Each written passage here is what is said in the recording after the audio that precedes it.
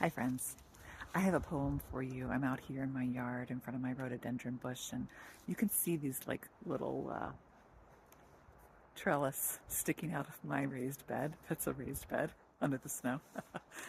And this poem that I'm going to read to you is about gardening. It's interesting because it happened to me in the spring when my husband and I were digging a new bed at our yard where we lived in Vermont. But this poem came out in the middle of winter, I think. I don't remember exactly if it was like late fall or early winter. And it just like arrived. It's like an arrival. And I loved it immediately.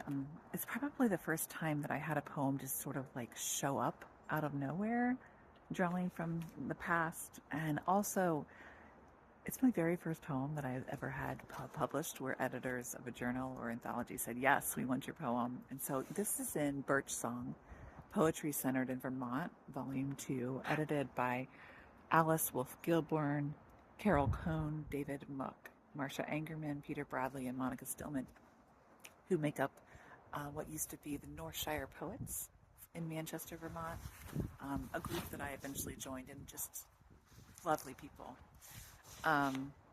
So I wanted to read this to you today. This is called Enough. Working in my garden, or rather what could become a fruitful plot of harvest next year, I dig into the hard, root-infested ground, hitting rock after rock. My spade clinks loudly. As sweat swells, stinging my eyes, I stoop to pick up something sparkling in the sunlight. Turning it over in my hand, this seemingly insignificant stone somehow feels like a part of me, lost in the midst of dirt and roots, covered over by years of weeds, pushed down deep into forgotten. Persevering in the dirt, I scan for the broken you left behind, when I was never the right kind of year acceptable.